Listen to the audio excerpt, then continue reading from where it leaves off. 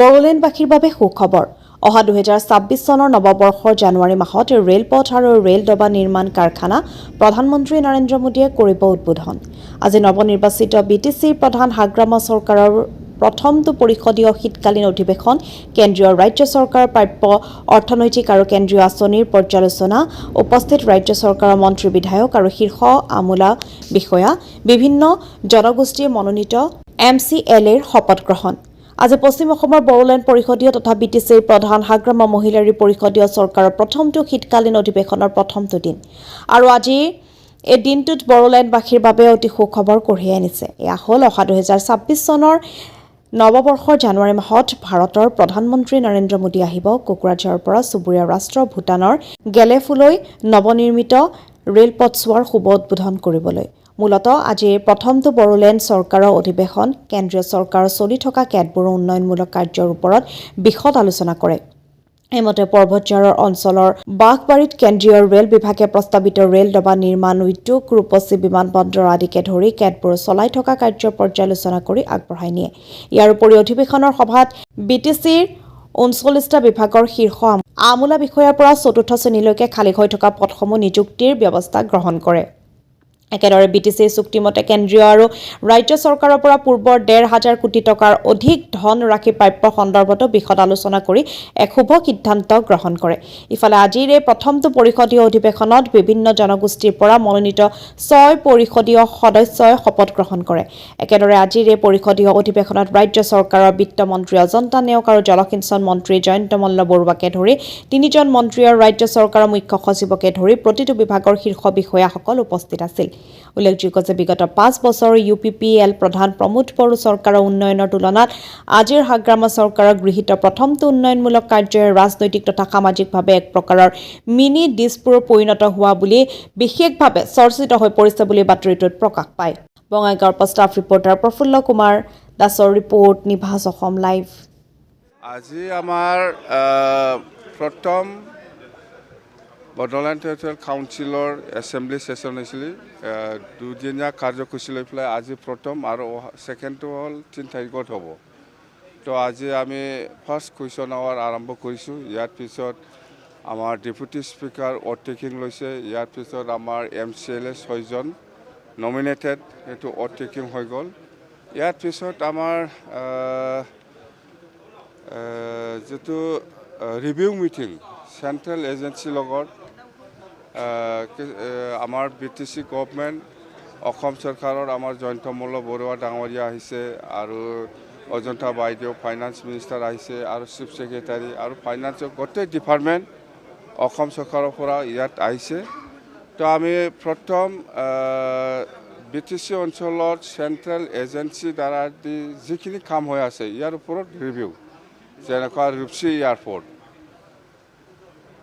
Airport সেইটো আকৌ মডিফিকেশ্যনৰ দৰকাৰ আছে, লেণ্ড একুইজিশ্যনৰ দৰকাৰ আছে। সেইটো মানে আগত যেনেকুৱা বনাইছে ইয়াতকৈ আৰু মডিফিকেশ্যনৰ দৰকাৰ আছে বুলি আমি আজি চেণ্ট্ৰেল এজেঞ্চি দ্বাৰা আমি গম পাইছোঁ। সেইটো নিশ্চয় এই ৰূপসী এয়াৰপৰ্টটো আৰু ৰিভিউ হ'ব আৰু বনাব লগা দৰকাৰ আছে। ইয়াৰ পিছত আৰু সৰ্বজৰাতে বাছবাৰীত ৰেলৱে কচ ফেক্টৰী, ইয়াৰো কিছুমান মাটি একুইজিশ্যনত কিছু সমস্যা হৈছে। সেইটো আমি BTCয়ে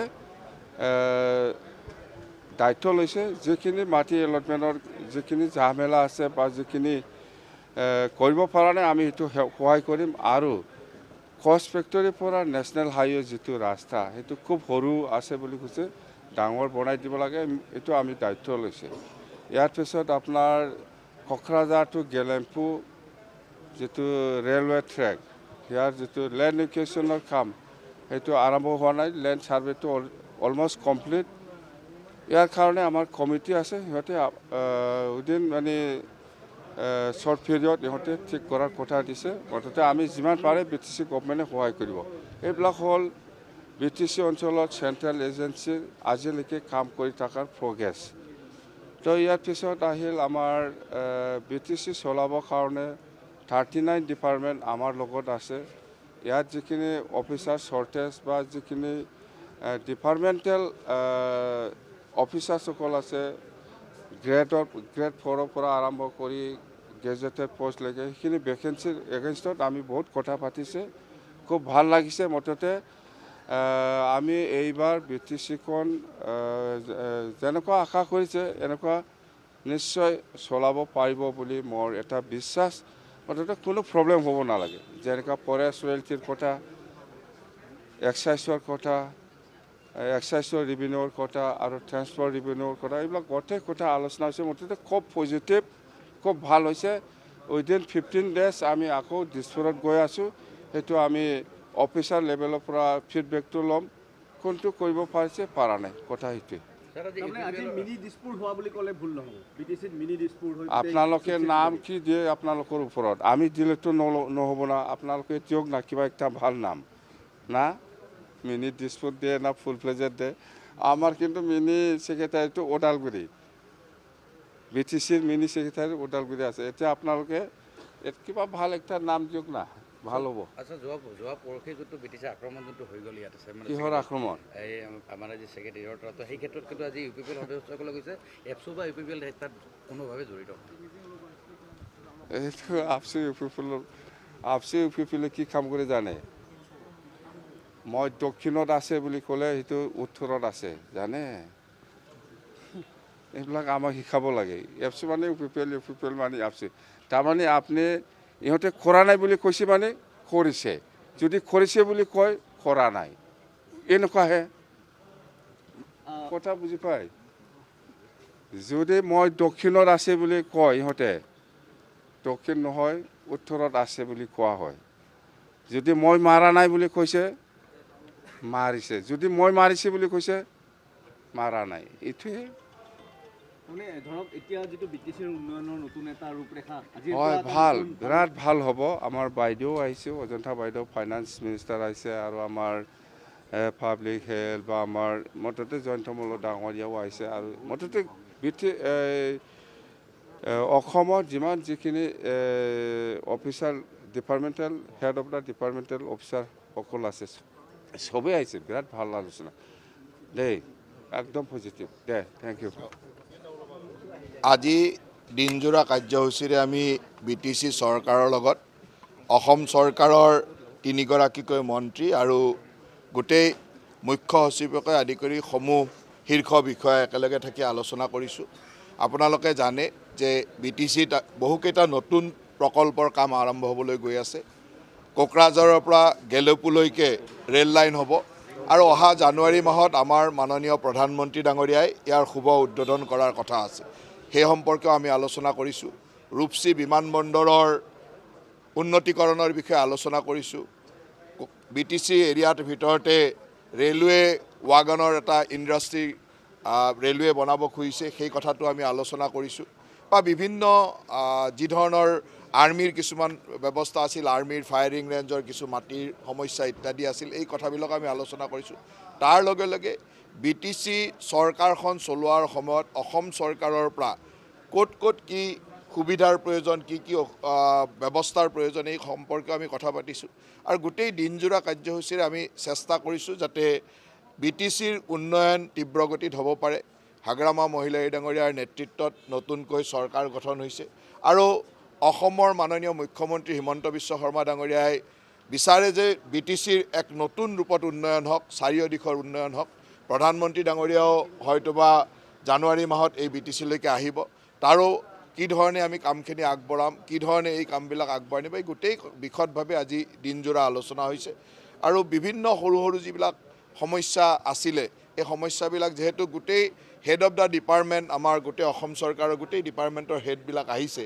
আমি 3জনকৈ মন্ত্ৰী আছোঁ ইমিডিয়েটলি ইয়াতে আমি কথাবিলাকৰ এটা সমাধান সূত্ৰ উলিয়াবলৈ চেষ্টা কৰিছোঁ তাৰ লগে লগে আজি BTCত নতুনকৈ 6জনকৈ নমিনেটেড MCLA শপত লৈছে বা ঘোষণা হৈছে মই ভাবোঁ যে খুব সুন্দৰভাৱে BTCয়ে কাম কাজখিনি আগবঢ়াই লৈ গৈছে আৰু আমিও অসম চৰকাৰে যিমান দূৰ পাৰোঁ একেলগে সবলভাৱে কাম কৰি BTC অঞ্চলৰ উন্নয়নৰ কাৰণে চেষ্টা চলাইছোঁ আচ্ছা যেহেতু আপুনি আজি সচিবালয় উপস্থিত আছে BTC যোৱা পৰহি ঘটনাটো আপোনাৰ প্ৰতিক্ৰিয়া কি এনেকুৱা ধৰণৰ ঘটনা ক'তোৱে হ'ব নালাগে এনেকুৱা ধৰণৰ ঘটনাই আমাৰ উন্নয়নক বাধা হিচাপে লয় আৰু এটা কথা ঠিক যেতিয়া এটা ৰিপৰ্ট আহে, ৰিপৰ্ট এটা এখন মিনিষ্ট্ৰিয়েল কমিটিৰ ৰিপৰ্টটো আহিছে 7:30 বজাত, এছেম্বলিত দাখিল হৈছে 7:30 বজাত। তাৰ আগলৈকে ৰিপৰ্টত কি আছে কোনোৱে নাজানে।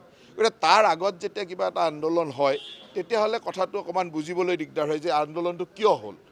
ৰিপৰ্টটো পঢ়ি লোৱাৰ পিছত সকলোৰে ক'বলগীয়াটো থাকিব। আজিতো আমাৰ মুখ্যমন্ত্ৰী ডাঙৰীয়াই কৈছে যে আমাৰ মন্ত্ৰী ৰণোজ পেগু ডাঙৰীয়াক CC2ৰ লগত আলোচনা কৰিবলৈ কৈছে। আমি কাৰো লগত আলোচনা কৰাত কোনো বাধা নাই, আলোচনা কৰিম, কাৰণ ই এটা বহুদিনীয়া সমস্যা। এই সমস্যাটো আমি সমাধান সূত্ৰ ওলাব লাগিব। সমাধান এইটোৱে যে যিসকলে জনজাতি বিচাৰিছে তেওঁলোকেও তেওঁলোকৰ অধিকাৰ পাব লাগিব, আৰু পূৰ্বতে থকা জনজাতিসকলে তেওঁলোকৰ কোনো অধিকাৰ হেৰুৱাব নালাগিব, তেওঁলোকৰ কোনো অসুবিধা হ'ব নালাগিব। ইয়াৰ এটা সূত্ৰ উলিওৱা হৈছে, সমাধান সূত্ৰৰ চেষ্টা কৰা হৈছে। 10 বাৰ কথা পাতিম CC2ৰ লগত, আৰু প্ৰয়োজন হ'লে আৰু অন্যান্য আপচুৰ লগত কথা পাতিব, সকলোৰে লগত কথা পাতিব। গতিকে এই কথা বতৰাবিলাক পতাৰ সলনি যদি এনেকুৱা ধৰণৰ পৰিৱেশ হয় তেতিয়া এই যি অসমত যে এটা শান্তিৰ পৰিৱেশ, BTCত যে এটা শান্তিৰ পৰিৱেশ, এইবিলাক বিঘ্নিত হয়, উন্নয়ন বিঘ্নিত হয়। গতিকে আমাৰ আগ্ৰহ এটাই থাকিব যে আৱেগ সকলোৰে আছে, আৰু সকলোৱে মিলি আমি অসমৰ প্ৰতিটো জাতি জনগোষ্ঠীয়ে সকলোৰে আৱেগ অনুভূতিক শ্ৰদ্ধা জনাই আমি কামটো কৰিব লাগিব। আৰু ইয়াৰ এটা সমাধান সূত্ৰ মই ভাবোঁ যে এই মন্ত্ৰী গোটৰ যিখন প্ৰতিবেদন, এই প্ৰতিবেদনে দিব বুলি আমি আশা ৰাখিছোঁ। যাৰ যি আক্ষেপ আছে, কিবা অভিযোগ আছে, ক'বলগীয়া আছে, সকলোৰে কথা শুনিবলৈ আমি প্ৰস্তুত আছোঁ। কিন্তু তাৰ বিপৰীতে এনেকুৱা ধৰণৰ যি কাম আমি কৰিব নাপায়, তেনেকুৱা কাম কৰিলে আমাৰ সকলোৰে মনত কষ্ট হয়, আৰু সেইটো সকলোৱে নকৰিব বুলি আশা ৰাখিছোঁ। মানে CC2ৰ লগত বহুবাৰ আলোচনা হৈছে, কাৰণ প্ৰত্যেকটো জনগোষ্ঠীয় সংগঠনৰ যেতিয়া CC2ৰ লগত আলোচনা হয় এক্সিষ্টিং ট্ৰাইবেল কমিউনিটিবিলাকৰ ৰাইটছ লৈ, গতিকে সম্পূৰ্ণৰূপে আলোচনা বহুবাৰ হৈছে। আৰু এইটো আজি নহয়, 2019 চনৰ পৰা চলি থকা এটা প্ৰচেছ। 19 চনৰ পৰা কিমানবাৰ প্ৰচেছৰ মাজেৰে, এই 6টা বছৰৰ প্ৰচেছৰ মাজত এই ৰিপৰ্টটো আহিছে। গতিকে ইয়াত বিভিন্ন পৰ্যায়ত আলোচনা হৈছে, আৰু আলোচনা যদি ৰিপৰ্টটোৰ পিছতো আলোচনা কৰিব লগা আছে, তাৰ কাৰণে অসম চৰকাৰ প্ৰস্তুত আছে। অসম চৰকাৰ, আমাৰ মন্ত্ৰী গোটৰ সদস্যসকল প্ৰস্তুত আছে। ইতিমধ্যে মুখ্যমন্ত্ৰী ডাঙৰীয়াই স্পষ্টতাৰে কৈছে যাৰ যি ক'ব লগা আছে, মন্ত্ৰী গোটৰ অধ্যক্ষ ৰণোজ পেগু ডাঙৰীয়া আছে, তেখেতৰ ওচৰত গৈ ক'ব পাৰিব, তেখেতৰ পৰা কথাখিনি জানি ল'ব পাৰিব। ক'ৰবাত যদি কিবা বুজাত অসুবিধা হৈছে জানি ল'ব পাৰিব। আমি এটা আলোচনাৰ মাজেৰে সমাধান সূত্ৰ উলিয়াব লাগে, আমি সিমানেই কামনা কৰোঁ। অসম চৰকাৰ আৰু BTC চৰকাৰ দুয়োখনৰে এখন সমন্বয় বৈঠকত আমি উপস্থিত থাকিলোঁ, আৰু BTC চৰকাৰখন গঠন হোৱাৰ ক্ষেত্ৰত যেনেকুৱা ধৰণৰ ছাপোৰ্ট লাগে অসম চৰকাৰে, সেইখিনি জানিবলৈকে আমি ইয়াত উপস্থিত হৈছোঁ। আৰু আপোনালোকে জানি ভাল পাব যে ইতিমধ্যে বহুতো ইয়াত কেন্দ্ৰীয় চৰকাৰৰ আঁচনি আৰু ৰাজ্যিক চৰকাৰৰ আঁচনি আমি তেওঁলোকক দিছিলোঁ। গোটেইখিনি পুংখানুপুংখানুভাৱে আমি তাৰ ৰিভিউ কৰিছোঁ। আমাৰ এটাই উদ্দেশ্য, অসমৰ মুখ্যমন্ত্ৰী ডাঙৰীয়াই কৈছে সম বিকাশ, সম উন্নয়ন হ'ব লাগে, আৰু সেইকাৰণে যেতিয়া BTC যিমানখিনি আঁচনি, কেন্দ্ৰীয় চৰকাৰৰ আঁচনি BTC চুক্তিমতে ইয়াত যিখিনি প্ৰকল্প দিয়া হৈছে তাৰ 100% ৰূপায়ণ হ'ব লাগে, সেইটোৱে প্ৰধান উদ্দেশ্য। ইয়াত কিছুমান সমস্যা আছিল, লেণ্ড একুইজিশ্যনৰ সমস্যা হাগ্ৰামা মহিলাই ডাঙৰীয়াই কৈছে, বা তেওঁলোকৰ যিখিনি ইয়াত অসুবিধা হৈছে ইউটিলিটি শিফটিং বা বিভিন্ন ধৰণৰ সংক্ৰান্তত অসম চৰকাৰৰ সহায় লাগে, BTC চৰকাৰৰ সহায় লাগে। গোটেইখিনি আমি এটা আচলতে ইয়াত মাধ্যম হিচাপে আমি উপস্থিত হৈছোঁহি। সকলো বিভাগৰ বিষয়াসকল ইয়াত আছে। ইয়াত যিখিনি উন্নয়নমূলক আঁচনিবিলাক হৈ আছে, তাত যদি ক'ৰবাত কিবা এটা অসুবিধা হৈছে সেইখিনিও আমি নাইকিয়া কৰিবৰ কাৰণে এটা সুন্দৰ প্ৰচেষ্টা আমি গ্ৰহণ কৰিছোঁ, আৰু আশা কৰিছোঁ যে এই আঁচনিবিলাক যদি সম্পূৰ্ণভাৱে ৰূপায়ণ হৈ উঠে, BTCয়ে এখন সৰ্বাংগ সুন্দৰ BTC হ'ব, আমি নিশ্চিত। আৰু বিত্তীয় অৱস্থাৰ কথা কৈছে যে অসম চৰকাৰে, আপোনালোকে চাওক যে অসমৰ মুখ্যমন্ত্ৰী ডাঙৰীয়াই যেতিয়া বিত্তমন্ত্ৰী আছিল তেতিয়াৰ পৰা আজিলৈকে অসমৰ বিত্তীয় অৱস্থাটো এটা অতি ভাল পৰিৱেশত আমি সৃষ্টি কৰিবলৈ চেষ্টা কৰিছোঁ। আৰু আজি BTCখনক আপোনালোকে চাওক, BTC চুক্তিমতে যিখিনি তেওঁলোকৰ পুঁজি পোৱাৰ যোগ্যতা আছে, আমি যিখিনি বাজেট দিছোঁ তাৰ পৰা আমি অতিৰিক্ত বাজেট আমি BTCক দিছোঁ। আমি আগৰ নিচিনাকৈ BTC উন্নয়নত কোনো হেঙাৰ নাই। আগতে কি হৈছিলে, BTCক বিত্তীয় ক্ষমতা মানে কি, তেওঁলোকক বান্ধি থোৱা হৈছিল। কিন্তু আজি আমি কি কৰিছোঁ, তেওঁলোকে পাব লগা পুঁজিখিনি আমি 2টা ইনষ্টলমেণ্টত দিওঁ। তাৰমানে 100% তেওঁলোকে ইকনমিক ফ্ৰীডম পাইছে, আৰু তেওঁলোকৰ নিজা পুঁজি আহৰণ কৰিবৰ কাৰণে হাগ্ৰামা মহিলাই ডাঙৰীয়াই চিন্তা কৰিছে। সকলোকে ভাল কথা যে BTC তেওঁলোকে চুক্তিমতে যিখিনি পুঁজি পাইছে, অসম চৰকাৰে যিখিনি পুঁজি দিছে, তাৰ বাহিৰেও তেওঁলোকে নিজা ৰেভিনিউ আয় কৰিব পাৰে নেকি, নিজৰ ভৰিত থিয় হ'বৰ কাৰণে চ'ৰ্চবিলাক তেওঁলোকে উলিয়াবলৈ চেষ্টা কৰিছে। আমি সম্পূৰ্ণ ধৰণৰ সহযোগিতা আগবঢ়াইছোঁ। ইয়াত বিভিন্ন ধৰণৰ চৰকাৰী কি বুলি কয় বিষয়াসকলৰ ইয়াত পষ্টিঙৰ সমস্যা আছিল। আমি এটাকৈ পুংখানুপুংখানুভাৱে আমি 100% ইয়াত ৰিভিউ কৰিলোঁ আৰু শেষত আমি এইটোকে ক'ব পাৰোঁ যে অতি কম সময়ৰ ভিতৰতে BTC এটা নতুন ৰূপ পাব।